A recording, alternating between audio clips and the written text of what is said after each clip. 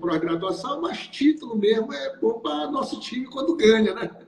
A gente tem que valorizar, a gente tem que valorizar o que a gente gosta de fazer e o que a gente gosta de ajudar de maneira progressiva na vida, de maneira que a gente se sinta bem. Então, o título é bom, mas o que vale mesmo é a gente estudar e saber realmente fazer as coisas. Tem muita gente que tem título, é que nem time de futebol, nem toda vez que o time ganha é merecedor às vezes. Mas vamos mudar de assunto, porque o meu time Vamos mudar está de assunto, complicado. vamos Antigamente o brincar. pessoal perguntava para mim qual time você torce. Eu falava todo poderoso Timão. Hoje, infelizmente, eu não posso falar isso. Então vamos Por mudar aí. de assunto, né? Vamos falar Mas, um assunto professor, eu que dei a uma gente gosta de introdução. fazer, né? Ah, verdade. Isso é verdade. Eu dei uma introdução aí para o pessoal que já está acompanhando a live, sobre o assunto que nós vamos abordar hoje, que o senhor vai explanar, que é a perícia criminal, que é a perícia assistência técnica na área criminal, ou seja, perito farmacêutico atuando como perito assistente técnico na esfera criminal. Para E criminal. para a gente iniciar, eu gostaria, tem algumas perguntas aqui que a gente elaborou, que alguns colegas também passaram para a gente. Eu gostaria que o senhor comentasse sobre a importância da perícia e das duas grandes áreas da perícia, que é a perícia judicial e a perícia criminal. Eu queria que o senhor abordasse um pouco esse tema aí para explanar isso para o pessoal. Bom, essas duas grandes áreas, não existem só essas duas áreas, existem mais áreas de perícia, mas essas são o pessoal mais, vamos dizer assim, tem conhecimento. Existe a perícia do INSS, mas não é esse o caso. Essas duas áreas que a gente tem conhecimento, mas a gente só ouve falar da perícia criminal. Acho que é por causa dos concursos, e o pessoal fica muito, às vezes, sem entender como é que funciona a perícia judicial. Então, o que eu poderia dizer é o seguinte: existem duas realmente áreas de perícias boas de se trabalhar, para quem gosta de perícia, tanto a perícia judicial, que está presa e fundamentada no Código de Processo Civil, do CPP, e a perícia criminal, que está no CPP, no Código de Processo Penal, as fundamentações dessas duas perícias. Mas, no fundo, quando a gente vai fazer análise, que a análise nada mais é do que a gente colocar a nossa expertise a serviço, pode ser de um juiz, e aí entra o que a gente vai falar hoje, pode ser como assistente técnico, vamos daqui a pouco dividir essas duas funções, acaba resultando numa mesma coisa, num documento de análise, que nós vamos colocar a nossa expertise, toda a nossa observação técnica, é importante isso, é tudo técnico, a gente vai colocar essa observação neste documento que nós chamamos de laudo. Então, nas duas perícias, o objeto a ser analisado acaba sempre num documento chamado laudo pericial. O que é o laudo pericial? É justamente isso. Tanto na judiciária como na criminal, nós vamos exercer um trabalho técnico-científico em materiais, né, nos objetos, nos objetos de perícia, resultando nesse documento.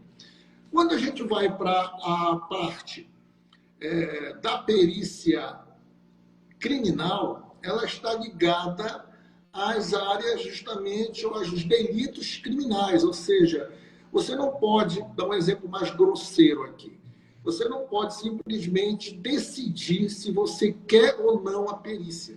Se houve violência, no caso, por exemplo, de um acidente ou de morte, você não pode dizer, eu não quero que faça a perícia no cadáver, porque não adianta, isso não existe. Se você optar por esta definição, por essa atitude, fatalmente você não vai enterrar o seu ente querido, porque ele precisa de um atestado de óbito, logicamente depois de uma certidão de óbito, isso vai ter que ser dado pelo Instituto de Medicina Legal, porque ocorreu uma violência. Então, o que a gente vai resumir é o seguinte: perícia criminal é toda a perícia que vai ser exercida quando há um ato, um delito, do ponto de vista de violência, né? Violência, que a gente chama esse tipo de violência, que é homicídio, suicídio e acidente.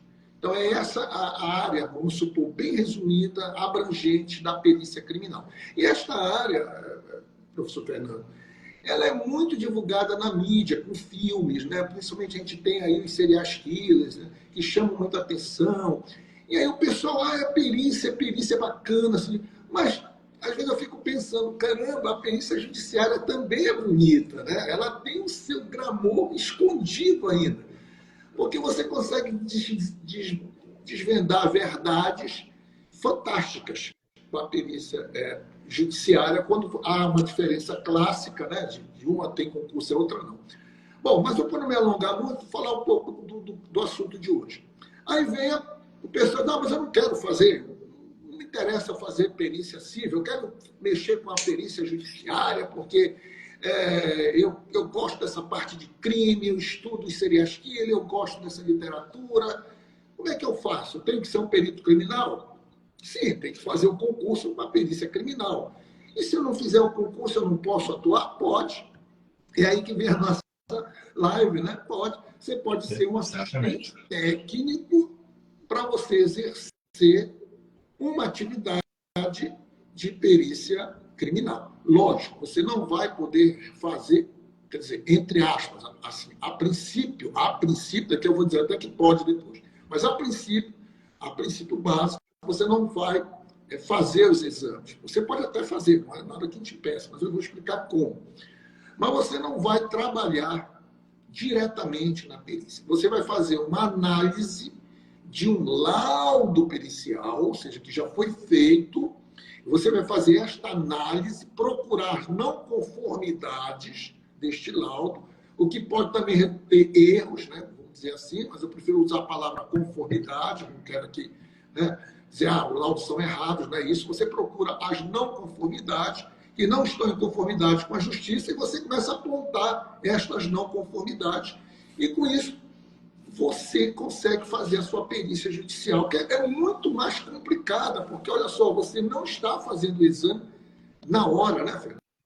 É complicado, porque você está lendo um exame, um laudo pericial, e você tem que buscar neste laudo pericial as não conformidades para você discutir, colocar isso num novo documento que você vai redigir, que não é chamado de laudo pericial. Em suma, é um laudo que a gente chama, mas na lei não se chama laudo, se chama parecer técnico, ou da definição de parecer, que é um documento que é feito em análise de um outro documento. Como você está analisando um laudo, você pode, então, fazer esse parecer técnico e você está atuando na área pericial. E aqui, cabe uma observação. Gente, às vezes, muito difícil você pegar uma não conformidade de ordem jurídica, ou às vezes de ordem técnica mesmo, e você discutir isso porque o pessoal vem em cima de ti com força. Então, você tem que ter muita habilidade, muita competência, muito estudo para você fazer essa perícia. Conhecimento técnico, conhecimento científico, tem que estar muito bem embasado, muito bem fundamentado para você contrapor o laudo do Instituto de Criminalística. Né? Exatamente. Essa controvérsia que a gente vai trabalhar no laudo pericial, ela tem que ter um embasamento todo científico. Ela não pode ter nenhum embasamento de achismo ou de uma coisa que eu suponho que possa ter ocorrido. Não, ela tem que ser dentro da área científica mesmo. Então, vejam que nós temos uma atividade fantástica, uma atividade que realmente leva você a desvendar o que está acontecendo de uma maneira científica e realmente mexe com a tua emoção e com a tua realmente percepção de inteligência, de pesquisa, de busca, de trazer, às vezes, o conhecimento e buscar conhecimento. Então, é muito comum, por exemplo, agora mesmo aqui na minha região, houve um vazamento de uma empresa que saiu gás amônia, não houve morte, mas houve várias intoxicações. E aí?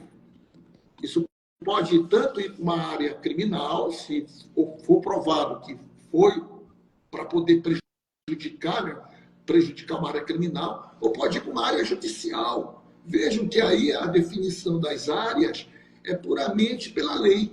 Como é que vão se comportar a observação que alguém vai fazer? Alguém vai levar isso ou para uma justiça civil ou vai levar para uma criminal. Então, Não, por isso que eu digo, né? É preciso a gente conversar sobre perícia criminal para a gente poder entender judicial. É interessante E só um essa adendo, né? contrapartida. Pode levar para as duas esferas, tanto para a Pois esfera é, criminal como para a esfera civil, né? exatamente.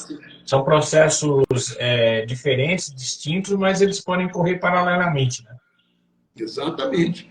Então, veja que o estudo, quem vai estudar uma perícia, que vai fazer perícia civil, ele também está estudando perícias que eles podem usar esse conhecimento na perícia criminal e vice-versa. Não há, porque É, no fundo é tudo científico, né? O que muda são os exato, caminhos um pouco, exatamente. exato. E o que o senhor falou a respeito da questão do perito assistente técnico não fazer a perícia na hora, na perícia, no objeto da perícia na hora, é o que a gente chama de perícia indireta, né? Ele vai fazer a perícia em cima de documento e o documento um dos documentos é o laudo do Instituto de Criminalística, né? Pois é, aí vem justamente, aí eu vou usar aqui, ser um pouquinho enjoado aqui no aspecto da lei. Aí vem o artigo 159 do Código de Processo Penal. Gente, não precisa decorar artigo não, eu estou falando porque são 30 anos trabalhando, então não fiz direito também, mas é que fica na cabeça, né? Vai por osmose, não tem jeito, né? Sim, Então, a gente também tem que conhecer o lado jurídico disso, a nossa fundamentação jurídica. Então, lá no artigo 159, olha, está na lei, no Código de Processo Penal, ela coloca lá vários parágrafos, e o terceiro, quarto, quinto, sexto, até o sétimo vai falar do assistente técnico, ou seja, ele vai nortear como é que o assistente técnico deve, vamos dizer, uma palavra bem tranquila, entrar, né, fazer parte. Vamos falar assim, uma linguagem da perícia judicial, ser nomeado, vamos dizer assim, porque o assistente técnico não é nomeado por juiz. Vamos já conversar isso, e o professor Fernando vai decorrer um pouquinho sobre isso, né? Nessa parte ele tem mais experiência do que eu na parte judicial. Então, veja bem, o assistente técnico ele só vai entrar no caso, diferente da judicial, quando o laudo estiver pronto. É interessante isso, né? Quando o laudo, geralmente funciona assim, quando o laudo estiver pronto, a pessoa vai ler o laudo, né? A família, sei lá, a família, a parte, vamos chamar de parte, vai ler o laudo, eu não concordo com esse laudo. Vou dar um exemplo para ficar bem claro isso aqui melhor. O meu filho sofreu um acidente, houve, lógico, uma perícia criminal, houve uma necrópsia, houve análise de laboratório e disseram que ele estava embriagado. Meu filho nunca bebeu. Eu já ouvi, isso que eu vou falar agora é real, tá? Eu ouvi um pai dizer para mim, eu me conformo com a morte do meu filho, eu não me conformo dele estar dizendo que ele estava embriagado, porque o meu filho nunca tomou uma gota de álcool na vida. Você ouve uma declaração dessa, não dá para ficar insensível. Poxa, mas será que realmente ele conhecia o filho dele a fundo? Será que nesse dia esse menino não resolveu beber e aconteceu o que aconteceu? Ou realmente houve uma falha, uma não conformidade, houve alguma coisa, porque erros acontecem e realmente há uma injustiça aqui. Então, eu não vou entrar no mérito aí quem está com a verdade, não, mas isso é um fato real que já ocorreu. E aí ele vai, não, eu quero ver se esse laudo está correto. Como é que eu faço isso? Aí entra um assistente técnico, o laudo já está pronto, já foi. Então ele vai pedir autorização ao juiz, e o juiz vai prontamente dizer o assistente técnico pode entrar. Ele não vai nomear o assistente técnico, assim, propriamente dito, porque o assistente técnico é da parte, é da confiança da parte. Então ele vai, assistente técnico liberado, é tipo uma liberação, vamos dizer assim. E o assistente vai pegar aquele laudo e vai dizer assim, como é que eu vou descobrir que realmente houve um erro? Aí poderia dizer assim um erro, né? Porque ou está embriagado ou não está. Mas acabamos de falar que a gente analisa só um documento, mas não é bem assim. Quando o artigo 159 ele determina que pode haver a contraperícia. Olha aí. Então, quer dizer que eu, assistente técnico, posso realizar o exame? Sim, você pode realizar o exame. Você pode solicitar, né, ao juiz, eu quero fazer a contraperícia deste material, provavelmente um sangue, do cadáver número tal, e aí você vai ser autorizado a realizar este exame novamente Só que com um detalhe que a lei determina, dentro das dependências do laboratório das polícias científicas. Não pode sair o material, isso é lei. Então você vai para o laboratório, veja como você tem que ser um expertise. Você não pode simplesmente só ler documentos, você também vai fazer a sua parte técnica. E aí isso, logicamente, falando em termos até mesmo financeiros, sendo bem claro, um assistente técnico que vai atuar para fazer o exame, ele vai ter que fazer uma cobrança, ele vai ter que ter um ganho com a parte dele. Ó, minha carga horária de trabalho é esta, e eu vou realizar esse exame. Porque não são todos que vão realizar esse exame. O perito vai estar presente e ele vai fazer a análise desse exame. Só que na análise desses exames, ele vai poder chegar a um resultado ou diferente, e aí vai dizer, caramba, como é que isso é possível, uma análise diferente? Então, totalmente fora da estatística, né? Quando eu digo diferente, é diferente mesmo. Então, o cara tem que saber a parte de estatísticas, limite de confiança dessa análise, ou seja, para quem está me ouvindo e entende no mínimo de química analítica, entende o que eu estou falando. Ou seja, o resultado não pode... Se lá deu 2,6, não quer dizer que eu, quando fizer, tenho que dar 2,6. Não, pode dar 2,5. Aí a gente vai ver o limite de confiança dessa análise. Vamos supor que a perícia não tenha, sei lá, por algum motivo não tem esse dado de confiança. Vamos supor que ela não tenha um modelo de POP, que é um procedimento operacional padrão. Então, ele pode tanto ver o lado técnico, como ele pode ver o lado também, vamos dizer assim, das normas técnicas que deveriam ser observadas, que entra mais no setor administrativo. Então, vejo que o assistente técnico é o verdadeiro perito. Você fala muito isso, né, Fernando? Eu sempre ouvi das suas falas, o assistente técnico é um perito. Realmente, ele não deixa de ser um perito do ponto de vista prático, do ponto de vista de ação, porque ele faz exatamente o que o perito faz. Ele analisa, ele pode analisar, sim, uma contraperícia. É uma questão de expertise, né? Expertise, exatamente. Eu costumo dizer que o perito criminal, o perito judicial e o perito assistente técnico, os três são peritos, porque não faz sentido um farmacêutico, por exemplo, que não tem uma expertise em determinada área, elaborar um parecer técnico, né? Se ele não tiver o conhecimento técnico científico, e a partir do momento que ele tenha, ele é um perito, né? A questão do que o senhor falou agora há pouco, agora me fugiu, eu ia comentar alguma coisa que o senhor falou, eu acabei esquecendo. Mas, enfim, na nossa concepção, os três são peritos. O perito assistente técnico não é um perito oficial, mas é um perito, sim. Né? Assim como o perito judicial é um perito oficial, porque ele está representando o Estado, ele está representando a justiça, ele tem fé pública, ele é equiparado ao servidor público, a gente vai ver isso um pouco mais para frente, e o perito criminal, que é o perito de natureza, perito oficial de natureza criminal, é um perito oficial. Exatamente. Então, essa é a função de um assistente técnico. Porque às vezes alguém me pergunta assim, e como é que eu vou trabalhar? Como é que eu vou descobrir? Porque às vezes eu tenho que fazer apenas e se não tiver contraperícia, se for realmente só um relato que eu tenho que ver ali no laudo, aí a gente ensina, né? E aí serve para as duas áreas, é interessante isso. Você ensina a ver aonde você vai ler o laudo. Por exemplo, você vai ter um laudo criminal. Vamos supor que você esteja analisando um laudo criminal. Onde você vai encontrar as não conformidades? Você vai encontrar as não conformidades, primeiro, na descrição. Né? Você não vai ler conclusão, porque a conclusão ela já foi feita pelo perito. Ela é importante, mas não é ali que você vai achar nada. Você vai ver o caminho que ele fez para chegar àquela conclusão. Vou falar dessa maneira que fica mais fácil, entendível para quem está nos ouvindo. Então, você vai no laudo buscar quais são os caminhos. E esses caminhos, para ele chegar a essa conclusão, vai passar justamente pela análise técnica. E aí você vai ver dois caminhos básicos para isso.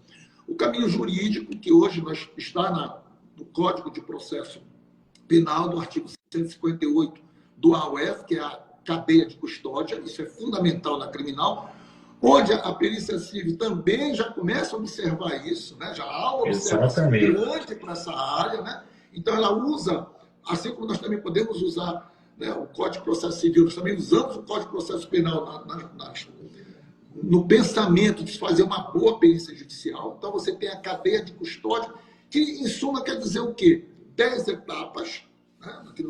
Não vai ter que marcar uma live só para a cadeia de custódia.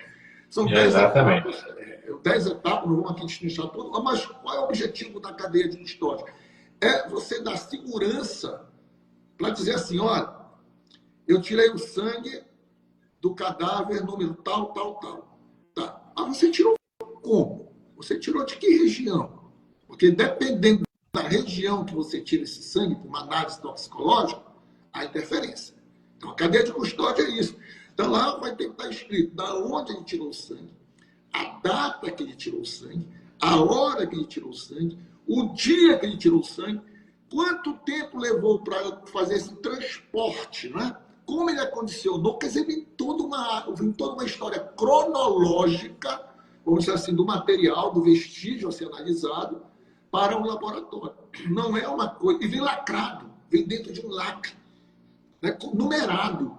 Isso é tudo notificado. Então, muitas das vezes, você pega um laudo criminal, e você vai lá e procura assim, cadê a cadeia de custódia? Faltou. É uma não conformidade. Essa não conformidade pode trazer falsos resultados? Pode. Vamos dar um exemplo prático disso. Vamos supor que foi coletado, seja o que for. Pode ser, por exemplo, um sangue ou uma substância hematóide no local de crime, ou um sangue de um cadáver, ou uma peça no estômago para ver o conteúdo estomacal, o conteúdo gástrico para ver se é veneno.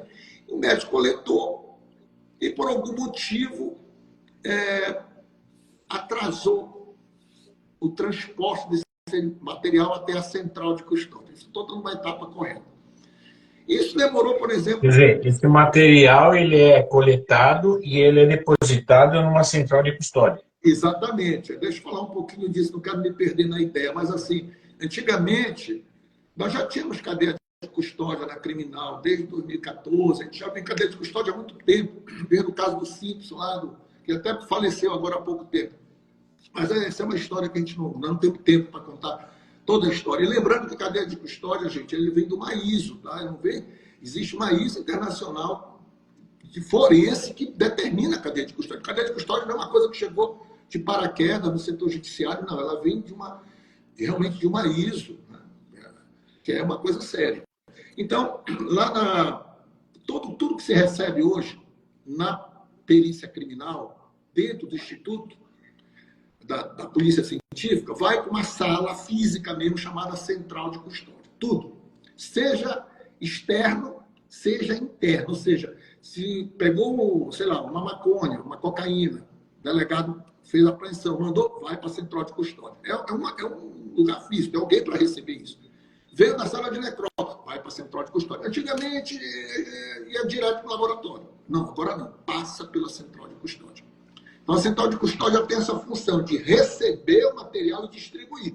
É um centro, né? É o centro ali. Então, tudo vai se passar ali na Central de Custódia. Então, ela recebe esse material e aí ela vai distribuir esse material para os laboratórios. Vamos supor que nesse material necessitasse de refrigeração. Agora eu estou aqui especulando. E demorou.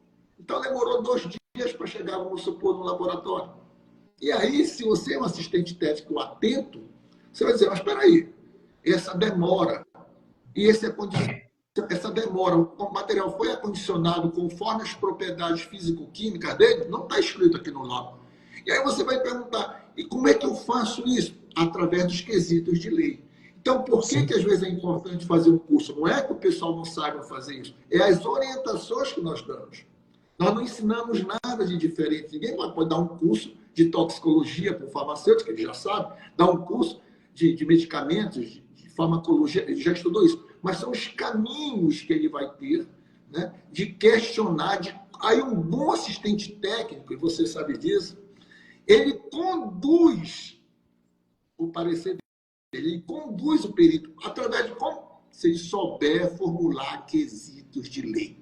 Se ele souber formular os quesitos corretos, ele conduz a perícia, se ela tiver até que ser feita, ele conduz da maneira que ele quer, isso tanto na judicial como na criminal. Os quesitos de lei, saber formular quesitos de lei exatamente precisos, eficazes, que dão respostas diretas, sem enrolação, é um trunfo para o assistente técnico. Essa expertise é fundamental para ele. Eu costumo dizer que o perito, que o assistente técnico, ele tem que formular os quesitos, induzindo o perito oficial a responder da forma que ele quer. Exatamente. Você conhece esse campo muito bem. Você conhece, você sabe agir dessa forma. Então, é isso que a gente tenta, às vezes, mostrar. Olha, faz esse quesito. Então, você tem que estudar bem, saber perguntar certo. Então, se você conhece bem a cadeia de custódia, você não vai perguntar sobre a cadeia de custódia, não é isso que a gente quer. Aí você vai perguntar os meandros, os detalhes. Veio lacrado? Às vezes não veio lacrado. E aí? É a confiabilidade. Exatamente. Né? Exatamente, né? Exatamente. O assistente técnico, ele tem que ter uma atenção, inclusive, para a validade dos kits de coleta, dos kits de análise, do equipamento, da aferição dos equipamentos que foram feitos. É uma coisa bem complexa, mas se o assistente técnico souber trabalhar, é meio caminho andado. Eu fiz um curso já há um certo tempo aí na tua terra, em São Paulo. Né? E muito bacana. Então, quando eu fui versar, já faz um certo tempinho, eu tenho um certo tempo aí, mas né, o meu filho já está formado, eles não eram formados na época que eu fui para... Então, olha só, depois eu fui só uma visita mesmo, só passei aí pelas cidades maravilhosas, aí para Campo de Jordão, essa coisa toda. Mas olha só, cheguei nessa formação, na minha formação, a gente traz essa experiência. Eu não acompanhei, mas o meu professor ele falava como foi feita uma perícia de um assistente técnico. Mas olha o perigo disso. Quando o assistente técnico chegou para fazer a perícia na peça, no objeto de perícia, que era um material de uma perícia de doping, o perito chegou e pensou, olha, tá aqui, vamos pegar o material. Aí deu para ele, naquele tempo já tinha aí alguma coisa de cadeia de custódia, deu para ele a relação de guarda do material e disse, esse material está guardado na geladeira tal, prateleira tal, número tal. O senhor vai lá abrir a geladeira e constatar isso. Quer dizer, olha como, eu estou invertendo, estou mostrando o lado pericial preocupado cientificamente, ou melhor, não preocupado, agindo de maneira correta com o assistente técnico. Aí ele foi lá, abriu a geladeira, está em conformidade, o que nós falamos e mostramos, a guarda do material, a temperatura da geladeira está correta. Então, veja o grau de profissionalismo que existe, que é uma coisa que a gente tem que chamar a atenção, que nós não somos inimigos, né? Isso é o que eu gosto muito de chamar a atenção. Nós somos profissionais. Então, ninguém vai ficar melindrado com uma pergunta. Então, o perito perguntava para ele com toda a educação. A temperatura da geladeira, o senhor quer o controle da temperatura de geladeira? Ou seja, o perito fornecia todo o material que ele poderia colocar como não conformidade. O senhor quer a temperatura da geladeira? O senhor quer o controle mensal da temperatura? Perguntou, cara, sim. Quando foi para fazer a análise, ele abriu a gaveta e disse, o senhor pode escolher qual material, qual a pipeta automática que o senhor quer trabalhar? O senhor quer a validação das pipetas pelo Inmetro? Nós temos a certificação de validação. Agora, eu não vou me prolongar, mas foi assim que a gente aprendeu. Aí eu te pergunto, você já pensou se um laboratório de perícia não tem isso? E o assistente técnico sabe fazer as perguntas? Eu inverti o processo para chamar a atenção de quem está nos ouvindo, como são feitos quesitos de lei. Cadê a regulação da temperatura da geladeira? Porque aí a amostra biológica, né? Cadê o controle das pipetas, se elas estão exatamente calibradas pelo Inmetro, pelo setor de validação de calibração, pelo Instituto de Calibração? São detalhes, gente, são muitos detalhes. E às vezes a perícia vem e bate dentro do limite de confiança. Mas ele pegou detalhes que ele pode interferir no parecer dele, dizendo assim, Olha, bateu, né? Está dentro do limite, mas não existe conformidade nisso. Mas, no mínimo, ele vai provocar uma certa turbulência na cabeça do juiz. Sim. Porque a função do Exato. assistente técnico, ele é ético, ele é profissional e ele não mente. Mas ele tenta, como ele está defendendo a parte dele, ele tenta verificar todos os procedimentos dentro da conformidade que possa existir. Então tem que estar tudo na conformidade.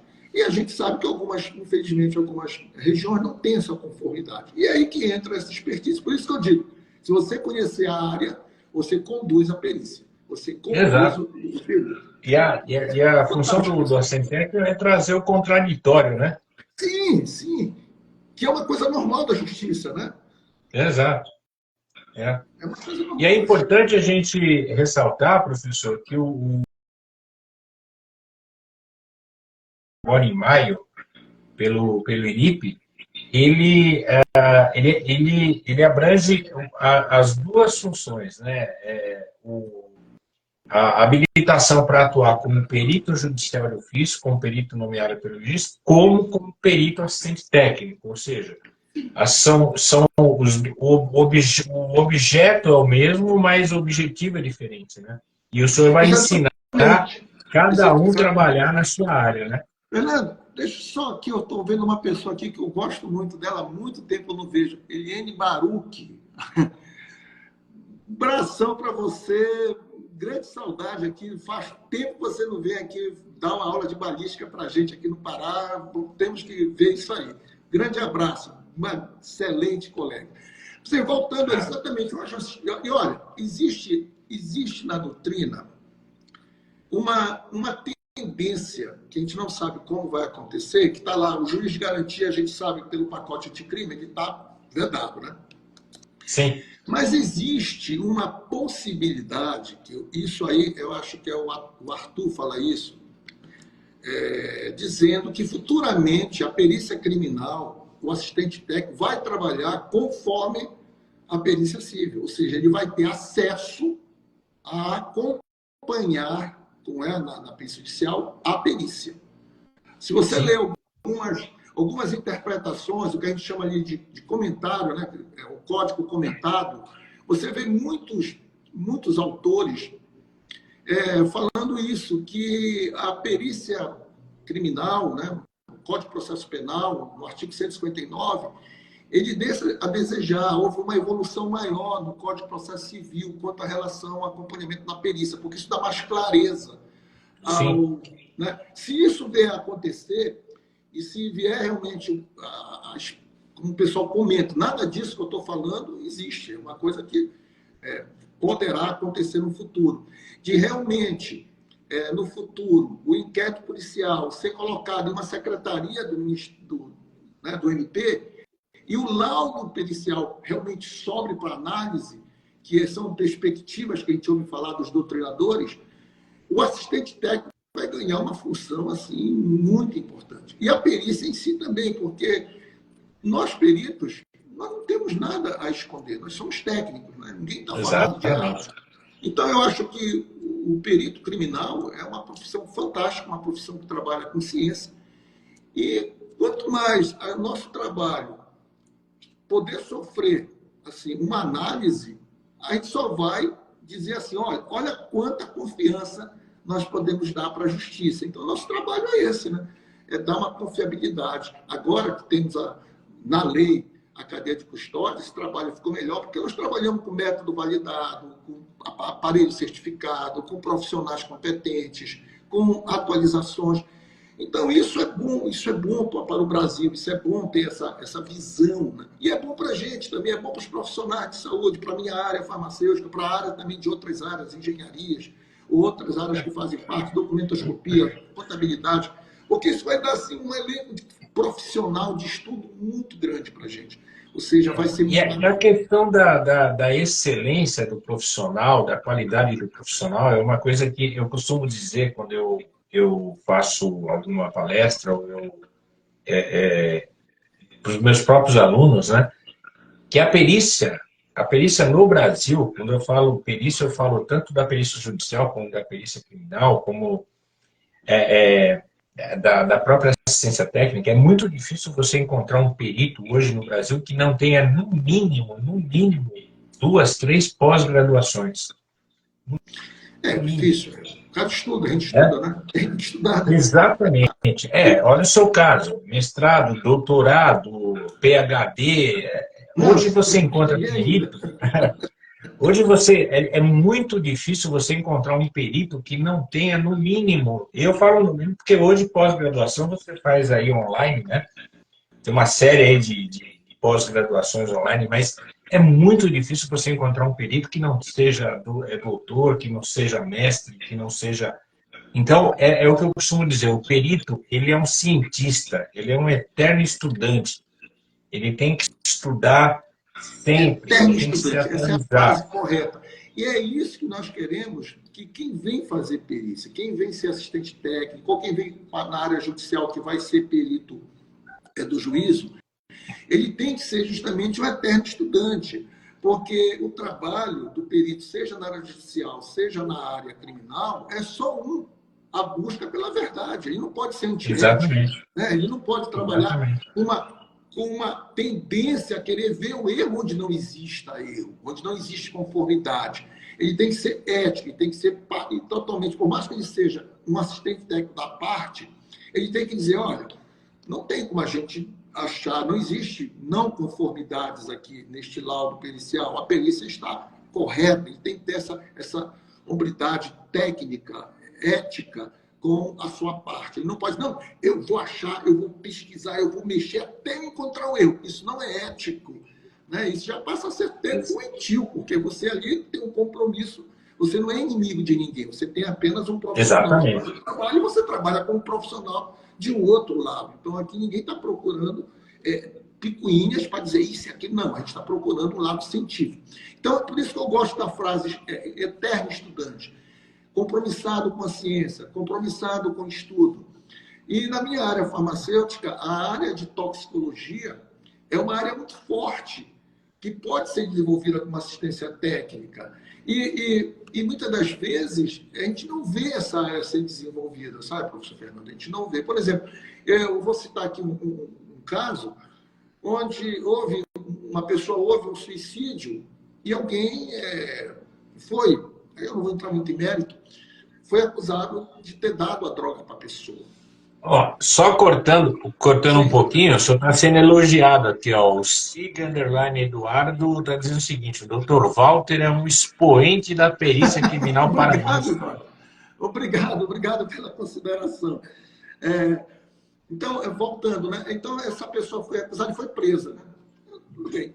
Então, eu trabalhei nesse caso como assistente técnico. Então, eu fui procurado pelo advogado e disse, olha, eu estou com um caso assim, o meu cliente... Aí eu li o laudo. Ele disse assim, mas ele não pode. Aí eu até brinquei, disse, por mais que ele tivesse dado a droga para essa pessoa cometer suicídio, não tem como dizer que essa droga fez efeito. Aí disse, não, doutor, deu na pessoa a droga, né? Na pessoa que sofreu suicídio no cadáver. Eu disse, não, mesmo dando a droga, não pode, não tem como se afirmar nada. Ela pode até ter dado, mas não tem como se afirmar. Não, mas deu na urina. Aí o advogado ficou na urina, mas não deu, não, mas na urina. Aí ele não conseguia entender, porque ele, lógico, não estudou a área de metabolismo, ele não entendia. Porque para ele, deu a droga na pessoa, ela usou. Claro, deu na urina. Não há erro no laudo. Olha a interpretação. O que aconteceu aí é que, para dizer uma coisa é você ter usado, a outra coisa é você estar sob efeito. Sim. E o efeito de uma droga, ela se dá com a concentração dela na corrente sanguínea. Então, na verdade, não existia no laudo o exame no sangue, mostrando a concentração dessa droga. Porque aquela que foi encontrada na urina poderia ser o metabólico final, ou seja, o resquício que estava saindo da droga. Então, não estaria mais sob o efeito da droga, por mais que desse na urina. Porque você tem que entender que os equipamentos hoje pegam na faixa de nanograma, 10 a menos 9. Então, pegam quantidades mínimas de substância. Tem que ser assim.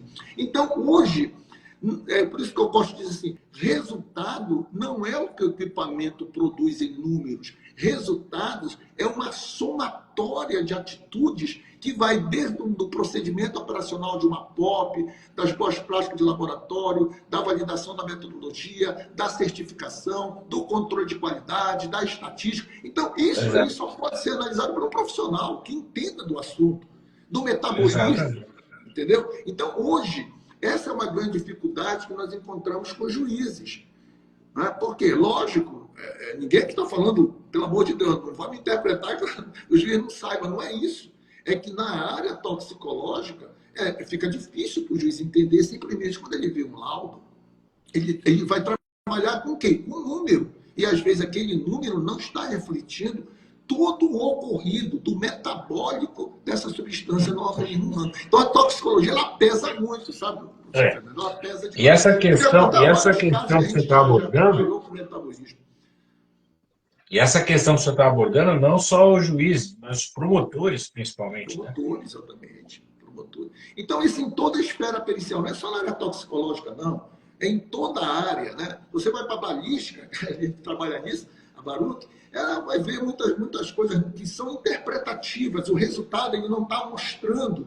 O resultado é a pontinha do iceberg. Você tem que analisar toda uma situação, todo um contexto que existe para chegar àquele resultado. Aquele resultado vai te dar uma coisa interessante. Nós temos o caso aí da Monstra da Barmadeira, de 2006, em Taubaté, em São Paulo, que é clássico, né, disso aí, de interpretação, né, quando ela é acusada de ter matado a filha com cocaína, porque na mamadeira da filha o medicamento que tinha dado deu positivo. Deu aonde? Na mamadeira.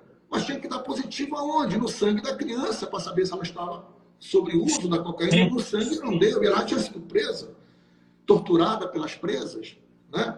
Então, a Daniela Toledo, ela até escreveu um livro interessante. Então, essas coisas que já aconteceram e que a gente vem analisando, mostra a importância da perícia criminal, né, de como ela tem que ser realmente pautada na ciência, e mostra também a importância da sociedade ter um assistente técnico preparado para validar a nossa expertise.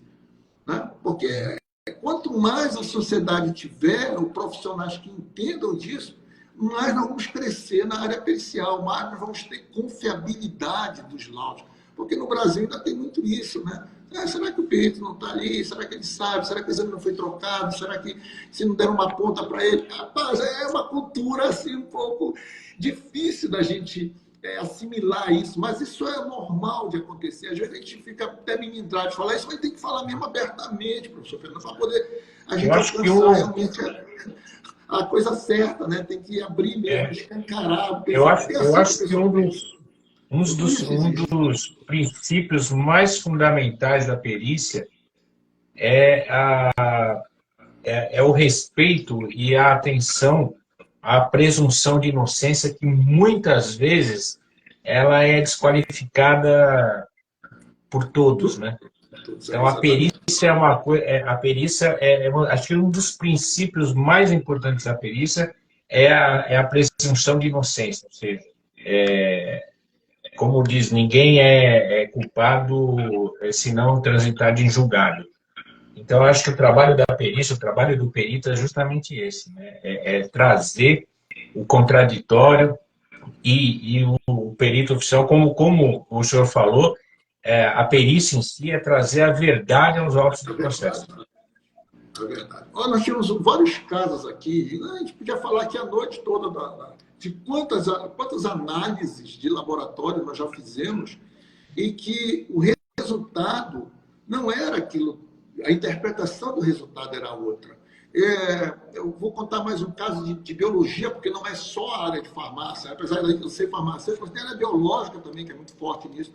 Eu peguei um caso uma vez de um suposto estupro e eu me espantei com a lâmina, porque eu não estou acostumado a ver tanto espermatozoide. Parecia que eu estava fazendo espermograma na lâmina, de tanto esperma que eu vi na lâmina, tanto no conteúdo vaginal como no conteúdo anal. Eu fiquei espantado com aquilo. É a primeira vez que eu vejo uma quantidade tão grande de espermatozoide. Né? Então, laudo positivo, evidentemente. tem espermatozoide, laudo positivo, o cara preso.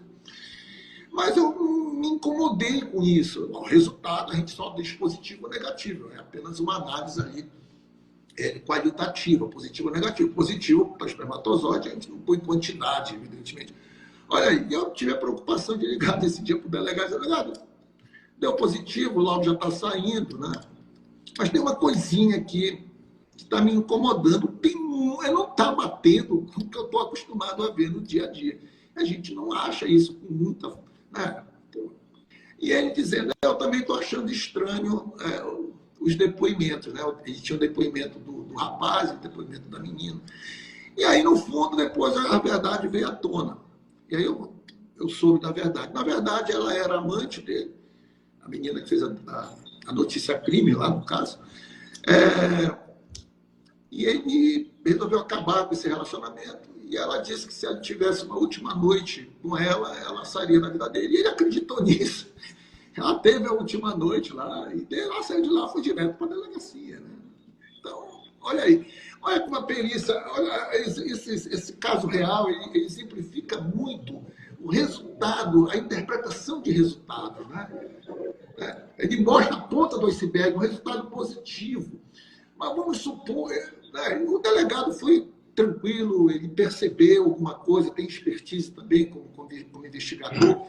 Mas imagina assim, professor, se não ocorresse isso, né, precisaria de um questionamento, né? E aí que entra o assistente técnico. Que condições você analisou essa lâmina, o que você encontrou? Então, é por isso que eu digo, o conhecimento científico é muito importante. Né? Porque foi um detalhe positivo, mas em que situação isso se deu positivo? Isso é muito comum acontecer. Né? Em vários casos. Eu dei aqui o exemplo da biologia, né, que a gente também trabalha. E não é só isso, tem vários e vários casos que você precisa conhecer justamente a fundo toda a parte científica que envolve uma determinada exame pericial de um determinado objeto, matriz, ou seja, o que você estiver periciando. Ok, professor, a live já está acabando. E como o senhor falou, né? O senhor falou, a gente não abordou nem um terço aqui do assunto, na verdade, que é a perícia criminal, que é a perícia assistência técnica na esfera criminal. Mas eu queria só, para concluir, no caso específico, né, do farmacêutico, qual o tema mais relevante para a atuação do farmacêutico na perícia de assistência técnica, na sua opinião?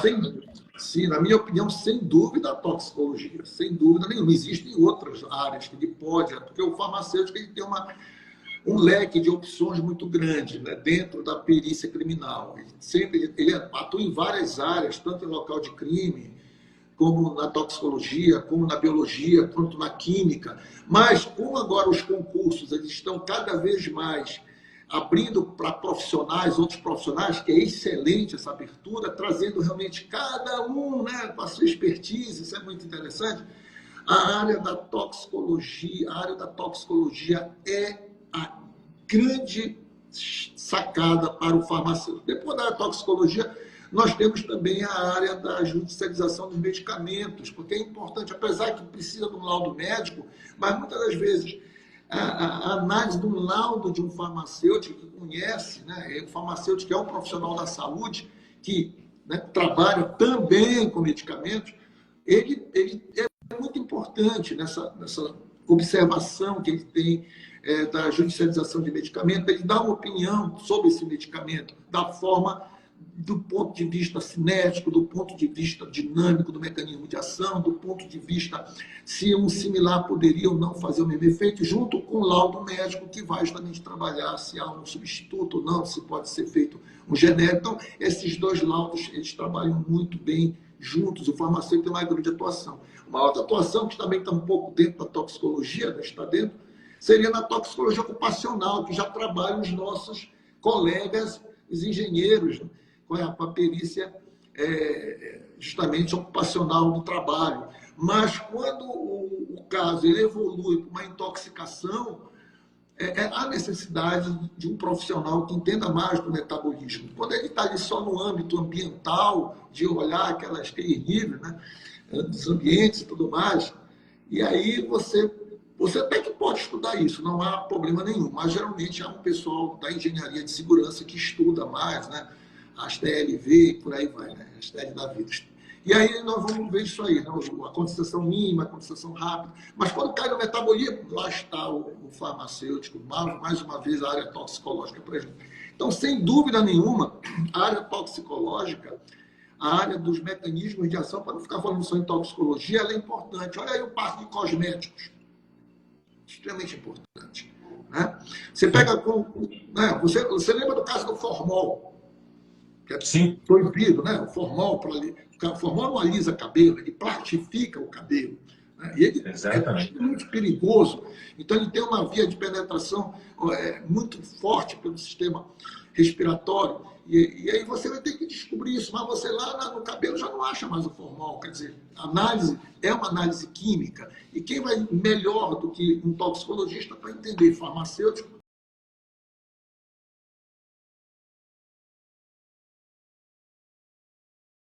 e possa fazer análise. A área agora de cosméticos, então, que eu comecei a falar pelo formol, é uma área rica, né? Porque não é o dano que ele pode trazer, a lesão que ele pode trazer à pele, que seria mais para o médico dermatologista, mas sim sobre o produto químico que é utilizado.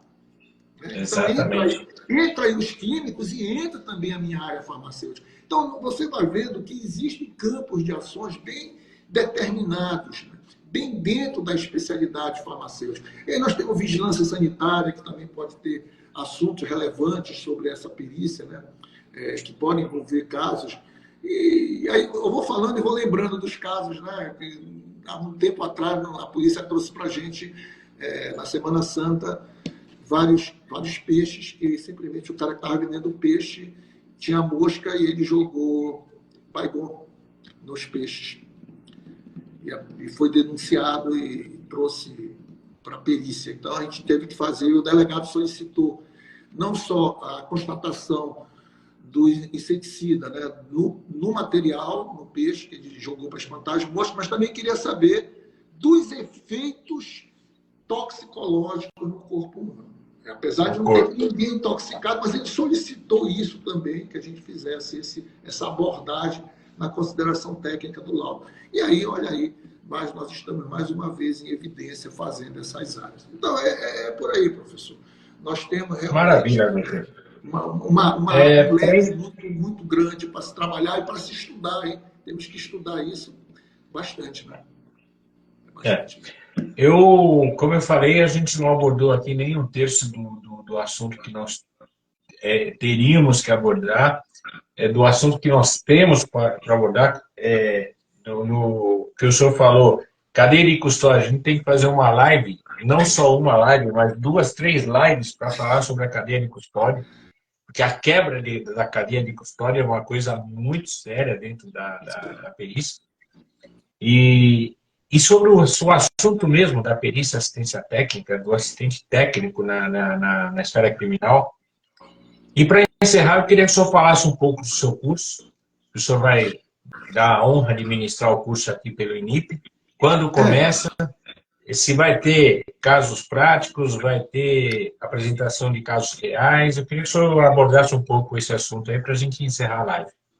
Nós temos o nosso curso, ele começa, ele é toda quarta-feira, né? Começa agora na primeira quarta-feira de março, toda quarta-feira nós temos um encontro via online, e aí a gente vai comentar, e depois nós vamos ter algumas aulas que vão ficar disponíveis para vocês, com exercício, com casos reais, casos práticos, e o que nós estamos querendo, que você aprenda o caminho da perícia, no caso da perícia judicial. Teremos o modo de perícia criminal, no caso do assistente técnico. Então, o curso ele não vai ensinar você, não vai ensinar toxicologia, você já sabe toxicologia. Podemos abordar alguns temas, algumas dúvidas, se algum colega perguntar. Mas, principalmente, nós queremos mostrar para vocês, e aí, como você faz o seu cadastramento, como você pode fazer uma petição, como você faz um laudo. Eu já tive uma declaração de uma pessoa, de um colega, assim, Walter, eu sei falar de tudo que eu faço. Eu consigo falar, mas eu não consigo escrever. Eu me atrapalho para escrever, porque ele quer que eu escreva numa forma de laudo. E aí existe uma norma, existe dentro do Código de processo civil. Existe uma orientação, existe umas coisas básicas, o objetivo da perícia é importante, o método é importante, você não pode falhar nisso aí. Então, o que a gente vai fazer? A gente vai mostrar um caminho para vocês e a gente vai treinar vocês a fazerem este caminho. Tá? E mostrar para vocês como vocês podem fazer para serem assistente técnico, ou seja, vocês têm que colocar a cara na chuva, vocês têm que se molhar mesmo, tem que ir para a chuva, tem que ir, olha, os escritórios, mostrar, e aí a gente mostra esse caminho que vocês têm que seguir. Exatamente. Para que vocês possam somar, junto com todos os peritos do Brasil, esse trabalho fabuloso que é ser perito, seja na área judicial, seja na área criminal. Lembrando que nós não somos inimigos, tá? Nós somos profissionais. E a humildade é fundamental na perícia, gente. Gramou na perícia só para Hollywood. A doutora Ana, que é a nossa CEO, né, que é o CEO do Instituto, colocou aí que o seu curso é dia 8, 15, 22 e 29, que são as aulas ao vivo, pelo Zoom, mais o material gravado, que são aulas revisionais, com atividades para os alunos fazerem, material escrito também, e uma das coisas principais que é a assessoria dos professores do Instituto, Sim, porque pega logo na mão, após o leva curso, um pouquinho. exatamente, como o senhor falou, como fazer o cadastramento, se na hora de fazer o cadastro tiver algum problema, pode chamar a gente faz junto, a gente faz uma videochamada. Então, a assessoria do Instituto, depois do curso, é uma coisa que é um dos nossos diferenciais, tá? Como o senhor falou, nós vamos pegar na mão do aluno, vamos pegar na mão do perito e vamos caminhar junto aí por quanto tempo precisar. Tá bom? Bom, professor, eu quero agradecer aí, em primeiro lugar, aí, a todos aqueles que estão participando da live, que dedicaram esse tempo para dar atenção, para privilegiar essa live, e principalmente ao senhor também por estar aqui explanando, comentando, explicando um pouco tanto da perícia criminal como da perícia judicial. E eu queria passar a palavra para o senhor encerrar, então, a nossa live. Eu que agradeço o convite que foi feito a mim para participar desse grupo de professores, de colegas, né? Como você sempre coloca, dessa família que é o INIPE, né? E é muito bacana a gente aqui da região norte ser visto, ser lembrado, né? A gente está cada vez mais unindo esse país, né, de uma forma científica. Educação não tem fronteiras, educação tem estudo e ética. Né? Educação não é partido político, não é bandeira política. Educação é estudo, dedicação e, sobretudo, você se sentir bem quando você aprende. Né? Então, eu acho que é essa a mensagem final que a gente quer que os nossos alunos tenham. Venham fazer perícias para realmente se sentirem úteis na sociedade, se sentirem, eu estou fazendo uma coisa que ajuda realmente as pessoas. O dinheiro é importante, claro que a gente vai dizer que ninguém é só filantrópico, mas o dinheiro é realmente o velho chagão de sempre. O dinheiro é uma consequência do que a gente faz, né? Então, a ganância tem que estar o pezinho no freio, né? Porque às vezes você vê gente aí dizendo, eu ganho 100 mil com perícia. Não é por aí, gente, não é por aí. Você ganha, você ganha o justo, você cobra o justo. Isso 100 mil está na faixa aí de um perito classe especial lá do Pará. Está na faixa de uns 100 mil reais. Quem dera, eu vou torcer por essa. Vou dizer amém para essa tua frase, professor Fernando. Amém. É isso. Alô, professor. Uma boa noite para o senhor. Obrigado mais uma vez aí pela atenção. Obrigado a todos aí pela atenção e pela homenagem que fizeram ao Instituto aí. Faça as inscrições. Aguardamos vocês. Um abração, meu amigo. Outro. Tchau, tchau. Tchau.